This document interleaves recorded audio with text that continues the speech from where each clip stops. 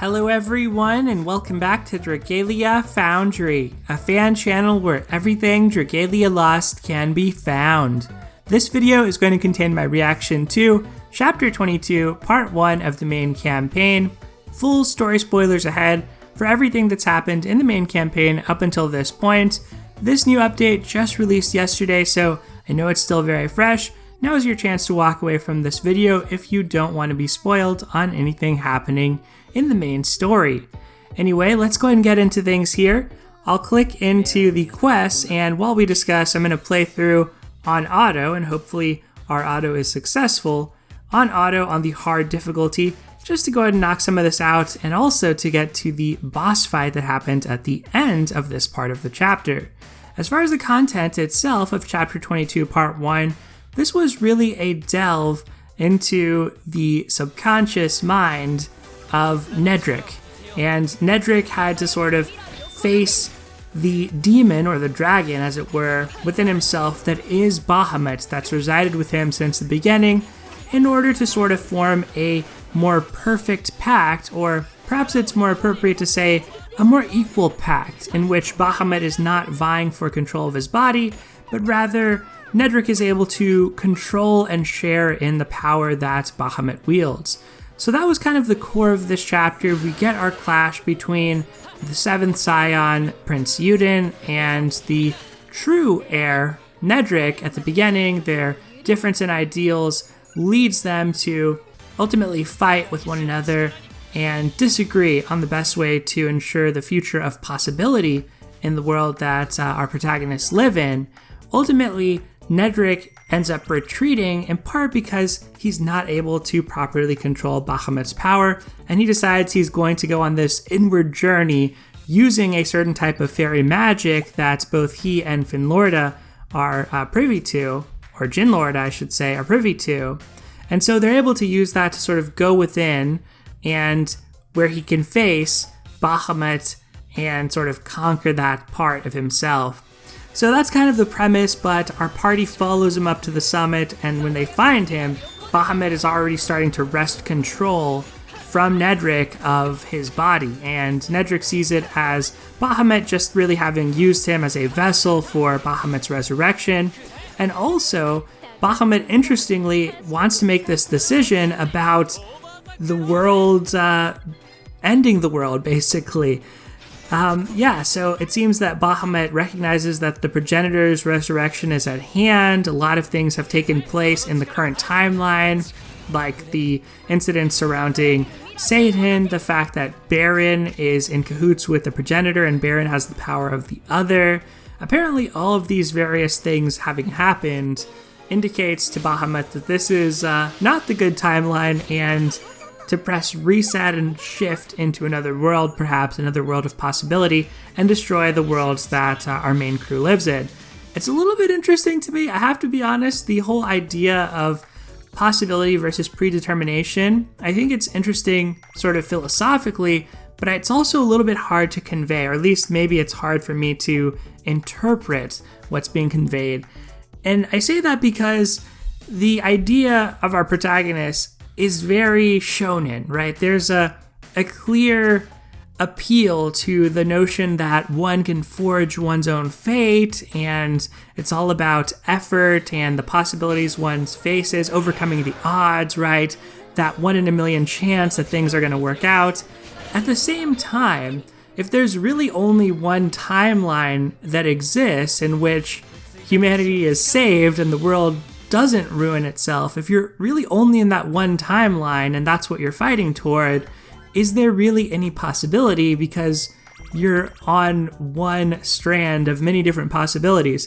So at some level, I see sort of Bahamut's desire to destroy is actually very true to its nature, in that, yes, if you want to accept possibility in all its forms, so one of the possibilities that you have to accept with that is the possibility of ruin. So it takes me back a little bit to Gayla Zethia's story, and not to go into that too much, but just some of her interactions with Ilya, where Ilya actually criticizes her and says, "You're hiding behind possibility as a shield, as a justification for everything, without actually being realistic about what might take place." ultimately the party kind of comes to an accord with Nedrick, and they end up going into his mind, where Yuden gets more of a look into what he was like as a child.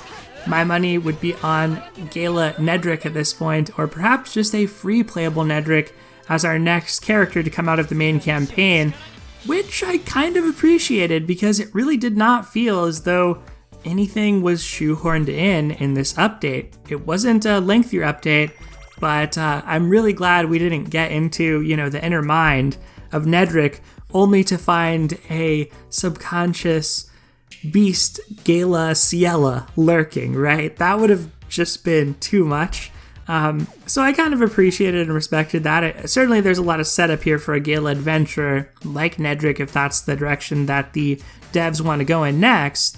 I also thought that it was kind of interesting the fact that Zethia, we learned a little bit more about how her pact with Bahamut is incomplete, in that she can actually only form a mana projection of Bahamut, not actually shapeshift.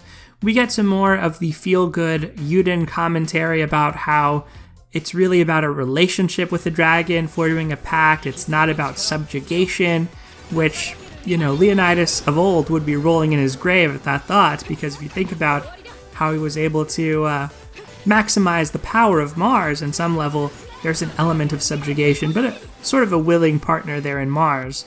So anyway, it's just very interesting to kind of continue to get these different perspectives from the characters on right and wrong.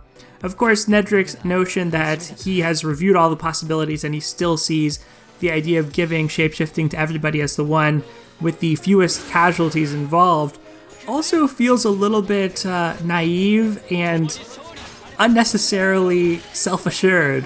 There's a funniness to Nedrick, I guess, because of his power level, that he seems very confident in his beliefs, right? He's very sure of his own beliefs. There's a sense of resolve, but it doesn't seem any more well-founded to me than Yuden's beliefs, per se. It seems equally potentially naive and sort of insular in thinking.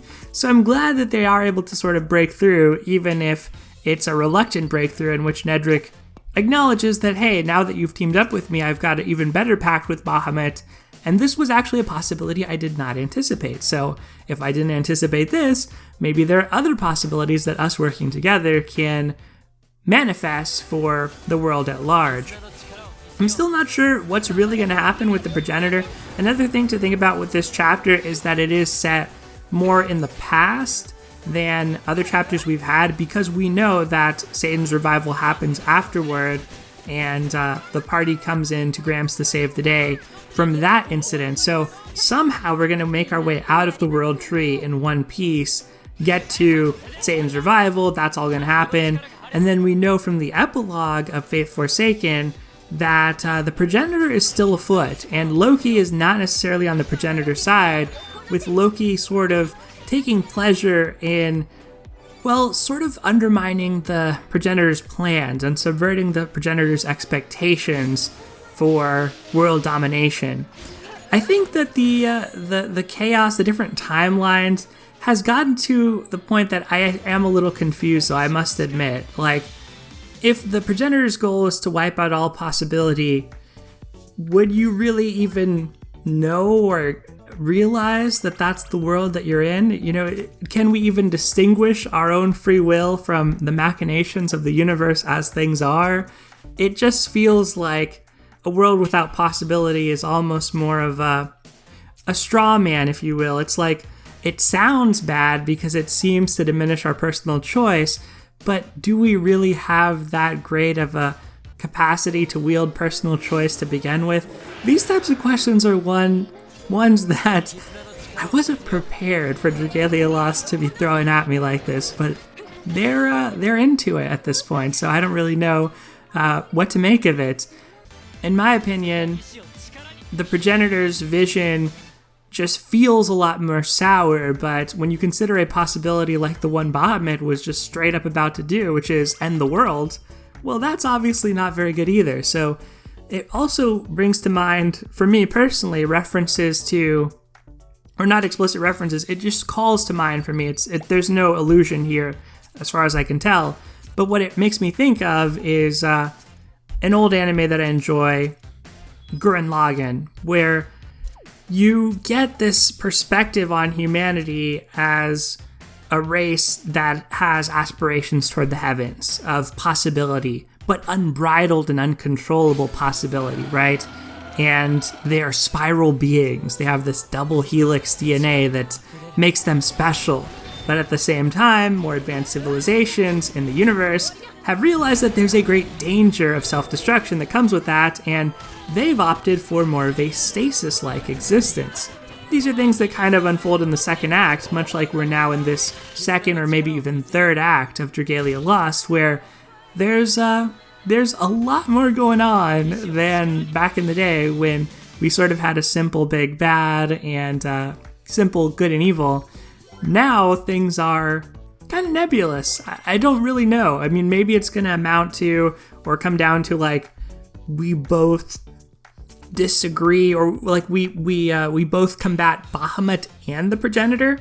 We choose neither path, right? We don't choose Hoshido or Nor. We settle it in Smash. Like maybe it's something like that where both of these characters are ultimately going to be more villainous. Bahamut just seems like this uncontrollable force.